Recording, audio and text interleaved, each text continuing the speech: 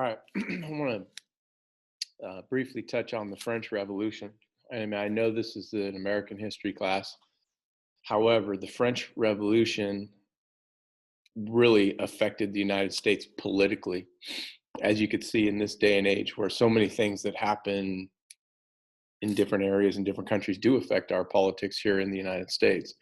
No exception during this time. Now, the French, if we remember, were a partner of ours in the Revolutionary War. We couldn't have done it without them. So we felt, some Americans felt, uh, a deep sense of appreciation, and it's almost like many people felt like we owed the French something for helping. Now we're trying to pay them back at this point financially, but with the French Revolution happening in France, it played a big role for us here politically, because the people of France really used our revolution as inspiration for their revolution. We revolted against the mother country, England, and the French people rose up against a really dictatorial government there in France. They rose up against the government. So, and how things looked politically here in the United States is the Democrat Republicans, as I said on the last slide, tended to side with the French in issues, whereas the Federalists always tended to side with the British, because Alexander Hamilton felt like the British and the Americans were, trading with each other, and there was that strong support for the British by the Federalists. So that pitted one party against the other party. So Thomas Jefferson felt like it was our duty and responsibility to help the French out, in this situation. The problem is the people are rising up against the government that helped us. So it's kind of a double-edged sword for the Democrat Republicans. But anyways, what happened in France is the revolt by the people, the rising up of the people was successful. But be careful what you ask for, in that they wanted new leadership, and the leadership vacuum that was created allowed a group that was corrupt to take over in France, and the reign of terror began. The whole French Revolution really started with the storming of the Bastille, which was really the start of the war, but it wasn't a significant, it's more of a symbolic event in French history than anything. It was July 14th, 1789, when a mob, joined by some of the king's soldiers who were rising up against their own government, stormed the Bastille. The Bastille was a prison that people were frustrated because they thought people were unjustly imprisoned for minor crimes. So anyways, they stormed the gates there, the mob did, and there were prisoners that were released, but it turns out that there were really only 7 prisoners that were there. So anyways, it's a symbolic act in that it kicked off the French Revolution, and they successfully were able to take over the government and behead the king, and create that leadership vacuum. And that's when the reign of terror began, because a group called the Jacobins took over in France, and they were corrupt, and they used the guillotine as a punishment. Instead of putting them in the Bastille, they would just cut people's heads off. Pretty gruesome. In the United States, George Washington, who, as I told you before, tended to be more Federalist than he did Democrat Republican, although he was an individual who really disliked political parties and hated what it was doing to his own administration, as his Secretary of State and Secretary of Treasury were always at odds with each other, and they couldn't get along. As a matter of fact, both Hamilton and Jefferson eventually resigned from the administration, Washington's administration. They resigned from the cabinet. So Washington was resentful at that. But Washington's beliefs were more Hamiltonian than they were Jeffersonian, if that makes sense. So he wanted to stay out of the French Revolution. His claim was that, hey, we are a new country economically, it's not in our best interest to go to war right now when we're so young. So he fully wanted to stay out, and in fact made sure that in his neutrality proclamation in 1793, he specifically said the United States will not get involved in the French Revolution. And a lot of Democrat Republicans were frustrated. I mean, there were people, here's a French minister to the United States, a goodwill ambassador who was there. His name was Citizen Edmond Genet, and he was going around trying to drum up support and get people giving speeches about supporting the French and trying to get the Democrat Republicans more fired up to convince Washington to go to war. Well, Washington heard about this, and he expelled Genet from the United States, told him he had to leave. So it gives you a little bit of insight into what Washington is thinking. So problems with the French that's not the only problem that we had with foreign countries during this early time in United States history. The British were giving us problems as well. I mean, we had just got done fighting them off in the Revolutionary War, and a lot of things were happening that were really bothering a lot of people in the United States. So one, they refused to get out of their western forts after the Revolution. In the Treaty of Paris, it was stated specifically, Treaty of Paris of 1783, it was stated specifically that they would get out of their forts as quickly as possible, and that simply was not happening. They were staying out there, and Americans were getting frustrated by that. The British were also arming the Indians in the West, urging them to attack Americans. Much like, if you remember, here's a connection for you, much like the French were doing that created Pontiac's Rebellion after the French and Indian War. So the British are doing the same thing. They're arming the Indians. They want to stay out there and hunt and trap fur and do that. Same thing the French wanted to do. So they're giving weapons to the Indians and telling them to attack Americans.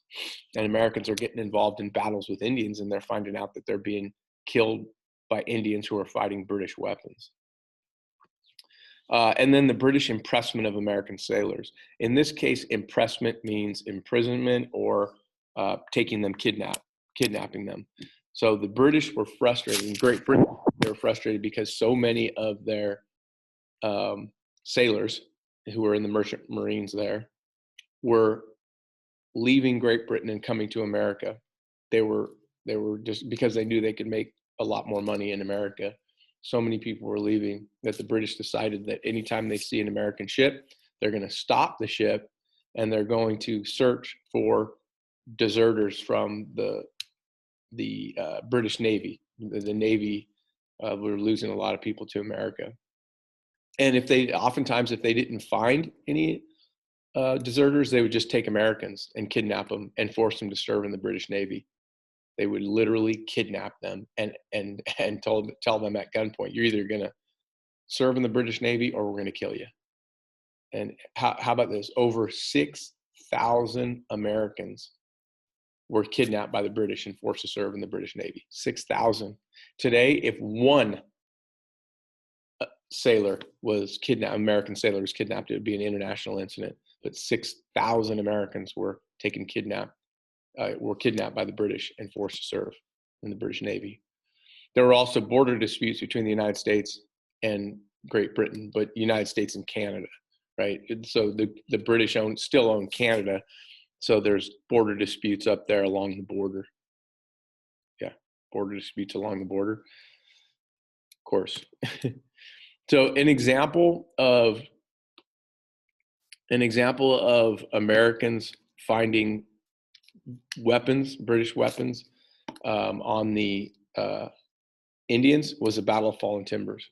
The Battle of Fallen Timbers was fought in what is Indiana today. So this battle was fought between the natives in Indiana who wanted to stay there, and the Americans who were moving into this area. Long story short on this battle is the Americans eventually defeated the Native Americans. Like, it happens all the time. And but this is where they were finding that for the first time they found that the Indians were firing British weapons at them. So there was a lot of frustration at that. Okay, I told you that the first ever Chief Justice of the United States, John Jay, played a bigger role in history than just the Chief Justice. He was oftentimes sent to different countries to negotiate treaties, and here's one of them: is that times were getting so tough, or the relationship between the United States and Great Britain were getting so tough that, you know, America, Washington specifically, wanted to send somebody over to Great Britain to soothe things out so we wouldn't have to go to war against them. Because again, Washington believes that no matter who we're fighting, whether it would be the British or whether it be the French, that wasn't good for this country. We're too young. We don't have enough money. We're not ready. That would be the worst thing that could happen to this new republic, would be for us to go to war. So he sends his Chief Justice of the United States over to Great Britain. He briefs him. Hamilton and Washington sat with Jay and told him, this is what we want you to do. We want you to go over and we want you to talk sternly to the British and tell them they have to get out of their forts, and tell them to stop impressing our sailors, and square away the border disputes, and just, you know, basically go over there and warn them sternly.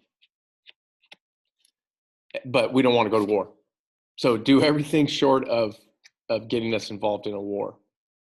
So Alexander Hamilton, get this, a little interesting side note here about Alexander Hamilton. He went behind the president's back. He sent a messenger to Great Britain before Jay left. That messenger arrived before, spoke to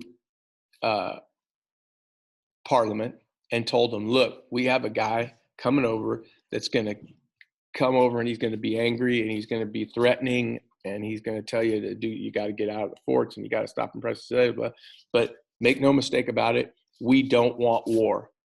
So let's look at the point of view of Hamilton. Hamilton is pro-British. He makes a lot of money off of them in the trade business. He doesn't want to go to war with Great Britain. He doesn't want to get on the bad side of Great Britain. So he sabotaged the negotiations between Parliament and Jay by telling Parliament what Jay was going to come and say, basically giving away his strategy for negotiations. Pretty bad. Not something that most people would think would be very good, that for him to do something like that, to go behind the president's back. Very disloyal, as a matter of fact. So anyways, Jay goes over there, and the British just sat there smugly and listened to him and just basically nodded their head, because they knew that America, no matter what, did not want war. No matter how much smoke this guy blew at him, hot air he blew at him, whatever, that they didn't want America did not want war. So in the end, Jay was able to negotiate a treaty, and the treaty simply said that the British would get out of their forts in the West. It's embarrassing because the British already said that in the Treaty of Paris of 1783. So he had no leverage over there. Hamilton cut the legs out from underneath him. He had zero leverage. And he comes back, basically, tail between his legs, tells Washington what happened. Nobody ever knew. History they didn't know this till later on about what Hamilton did. And the treaty, Jay's treaty, every treaty has to go through the Senate, and it was reluctantly put through the Senate, and Senate approved it. But it was pretty embarrassing that our negotiations didn't go very well there, and we had no leverage and no power. And it also shows you a little bit of how vindictive that Hamilton was. And here this treaty said nothing about the impressment of American sailors either, which was egregious, really bad. All right, here's another treaty, and this time with the Spanish. I think I had told you earlier when we were talking about the Articles of Confederation that one of the problems with the Articles of Confederation is that the Americans had no army or no military that would be able to stop a country like Spain from closing the Mississippi River. You got to understand that Americans were using the Mississippi River. It was huge. Anybody who moved out to Ohio, to Indiana, or anywhere out west, you moved out there because you could farm You could put your grain or corn or whatever it is you're growing on a flatboat, send it down the Ohio to the Mississippi, down the Mississippi to New Orleans, and then put it on an ocean-going vessel from New Orleans to go to New York or Philadelphia or wherever you were sending it to. But then Spain cut off America's use at New Orleans. They couldn't use that anymore. So everybody who moved out there basically couldn't do business. So Pinckney, a guy named John Pinckney, was sent over to Spain to negotiate a treaty. Here we go again. We talk about international events, international negotiations. And he did come out with a treaty that basically said that Spain would allow the Mississippi River to be open, and the United States had to give up any claim to land down around the Texas area. So it was a straight up trade, but the Americans successfully now reopen New Orleans and the Mississippi River to anybody who moved out there. So it was a pretty big treaty in the overall scheme of things. However, Spain's not going to own that territory very long. The French are, and we're going to have to negotiate another treaty. It's called Louisiana Purchase, but that's later on. Okay, so let's talk a little bit about Washington leaving office. Washington, after 8 years as president, decides, I'm done. He said, I am going to respect the wishes of the founding fathers who talked about rotation in office. Rotation in office meant that you're not gonna be in there for life. This was not gonna be a king type situation where you're there until you die. They talked about a tradition of going no more than 8 years. They didn't make it a law like it is today, but they said there should be a tradition that no president should go more than 2 terms. So in spite of the fact that many Americans, including congressmen, wanted Washington to go on, they wanted to appoint him president for life, he said, nope, that's not what we're going to do. So he set this precedent that, you leave after 2 terms. And it wasn't broken until 1940 when Franklin Delano Roosevelt ran for a 3rd term and won, and then also ran for a 4th term and won. But yeah, so Washington in his farewell address talks about some things here. He says, 1,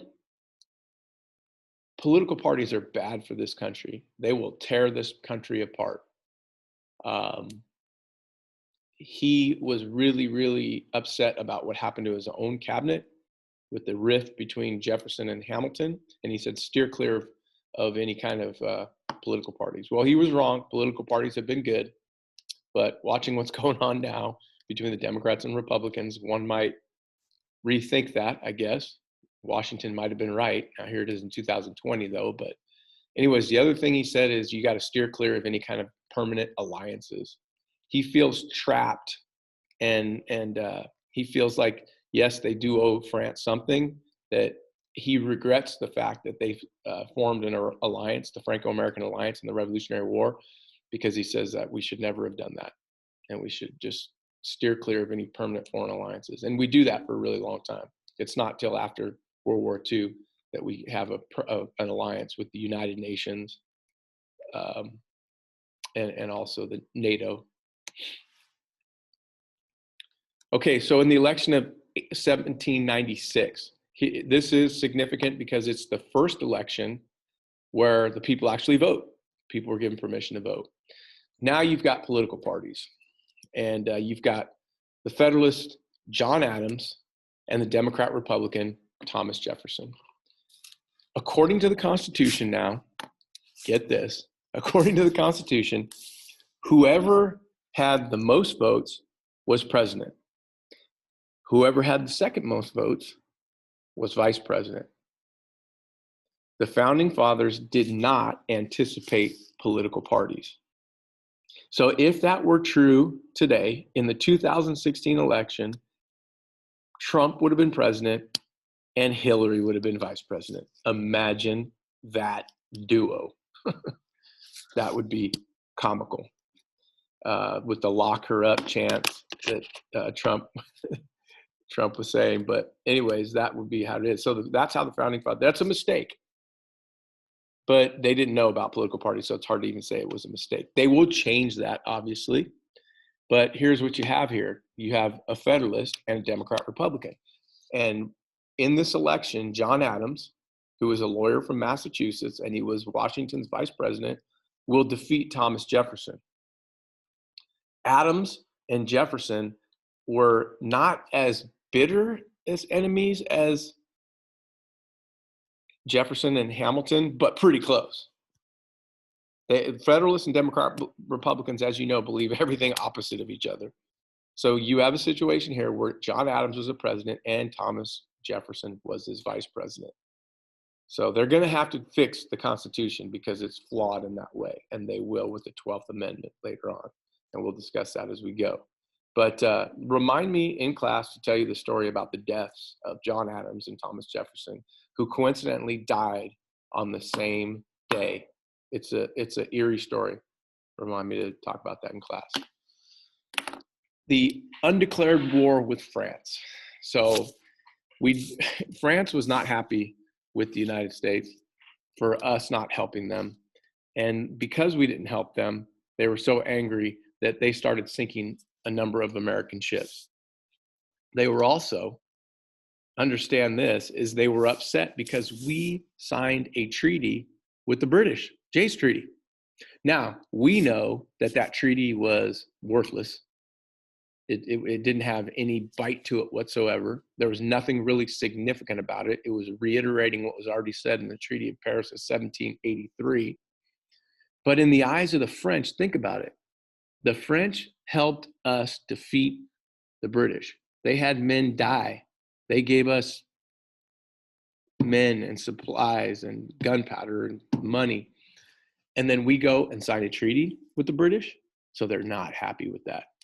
So they began to seize American ships, sink American ships, and there was this undeclared war in the Atlantic between the United States and France that, Washington didn't like, Adams didn't like.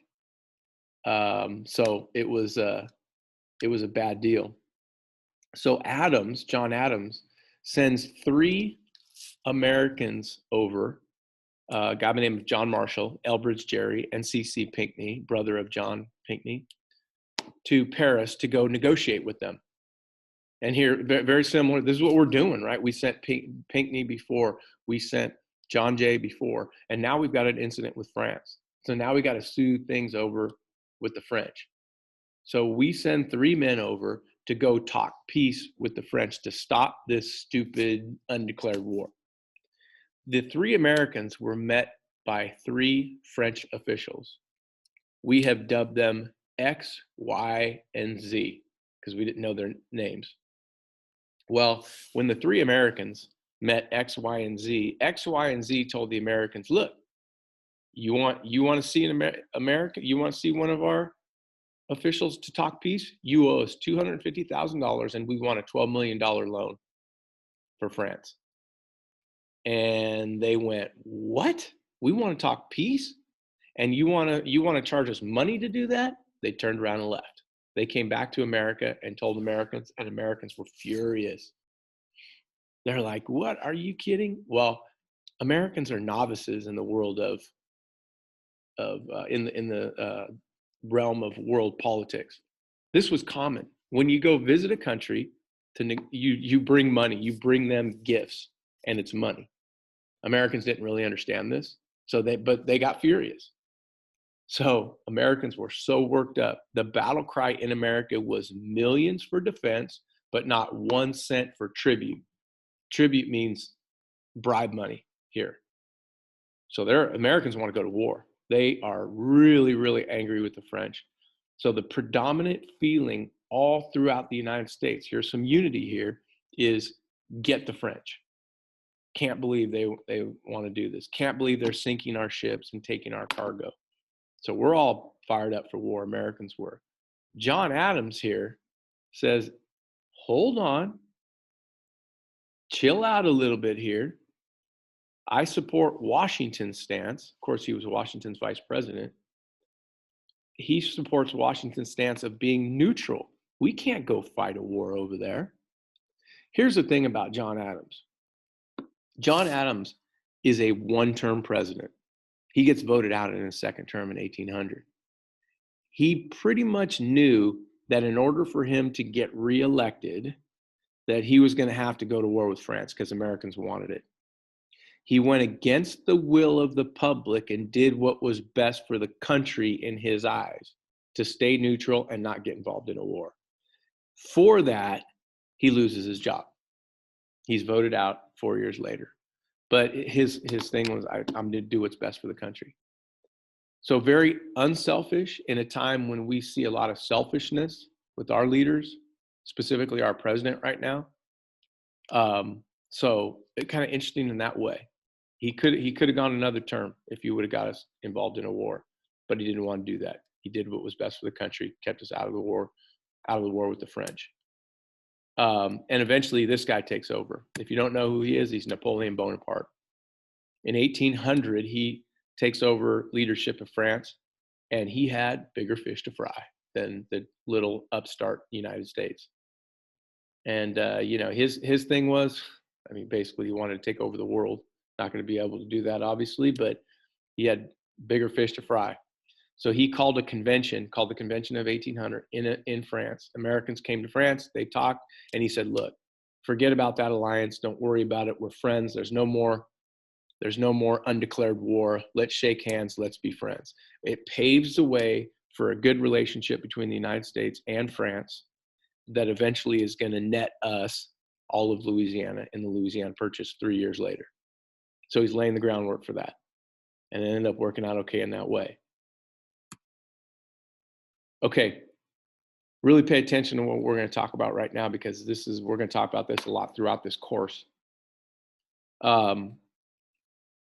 This is probably the first power grab attempt in American history, the Alien and Sedition Act. You're gonna find out how the Federalists are a little bit overzealous, and they can't relate to the common man, taking advantage of the fact that America was decidedly anti-French.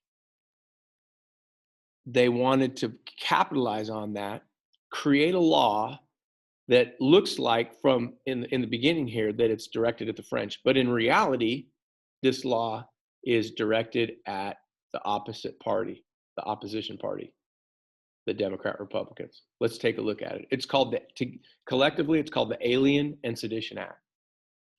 For one, the Naturalization Act extended the residency period from 5 to 14 years for those aliens, foreigners seeking citizenship. So instead of getting citizenship after 5 years, they waited 14 years. Right, 14 years. And it looks like, hey, we hate the French. We don't want them to become citizens. This is why we passed the Naturalization Act. In reality, all immigrants would have to wait 14 years, delaying their ability to someday vote. People who came to the United States as immigrants were not going to vote Federalist, because the Federalist is the party of the rich. They're going to vote Democrat, Republican. So it's keeping them from voting. Keeping them from voting.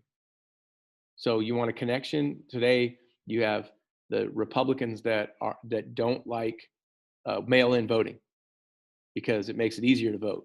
If every Democrat voted today and every Republican voted, the Democrats would win every election in a landslide, because there's way more Democrats than there are Republicans, way more common man than there are rich. However, Republicans tend to vote, Democrats don't oftentimes. So in this case, if you extend the time, you delay immigrants' ability to vote. And they're all going to vote Democrat, Republican, so you're keeping them away from the polls. Second part, the Alien Act, which allowed the expulsion of aliens deemed dangerous during peacetime. So trying to take the focus away from the Naturalization Act, making it seem like it's aimed at the French. The Sedition Act, how about this? Provided fines or imprisonment for individuals who criticize the government, Congress, or president in speech or print. Oh, man. If that isn't a blatant violation of Amendment 1, freedom of speech, freedom of press, then I don't know what is. It's a blatant violation. So it's aimed at the Democrat Republicans who are writing and saying negative things about the Federalists. and a number of them were put in jail after this law was passed. And you might ask, well, how does that law pass? Well, it has to go through the House and it has to go through the Senate, and the president has to sign it. Well, think about it. Those people who are being elected into Congress aren't the common man; it's the rich people. So you have a, a majority of Federalists in the House, a majority of Federalists in the Senate, a Federalist president, and this thing sailed through. And all 6 members of the Supreme Court were chosen by Washington. So they, even though Washington didn't have a political affiliation, his beliefs were Federalist, so they were Federalist type people. Congress, there was no system of checks and balances at this place at this point in time in history, because you've got Federalists in all 3 branches. So it passed the House, it passed the Senate, the president signed it, and the Supreme Court said, yeah, that's good, because they're all Federalists. And they all want to keep down the Democrat Republicans. Just a blatant violation of the First Amendment. But it passed. Now, how they're gonna this is, you know, got to be eliminated somehow. Well, it's these 2 men, Jefferson and Madison. They got together and they got the state of Kentucky and the state of Virginia, the Virginia and Kentucky resolutions, where they got those 2 states to deem the laws unconstitutional. And it fell by the wayside because those 2 states deemed it unconstitutional. Now think about this for a second, though. States cannot deem laws unconstitutional. This is illegal. This is unconstitutional, the Virginia-Kentucky resolution. It's another, in essence, power grab, this time by the Democrat Republicans. Did 2 wrongs make a right? I don't know. I mean, you know how blatantly, blatant violation of Amendment 1, the Alien Sedition Acts were, but now you've got the Virginia and Kentucky resolutions that violate the Constitution, because the Supreme Court is the only body that has the say over what's constitutional and what's not. They're the only ones that could deem laws unconstitutional, not the state of Virginia and Kentucky, but it worked. This is called state nullification of laws. Whereas the Virginia said, we don't like that law, we're not going to follow it. Kentucky said, we don't like that law, we're not going to follow it.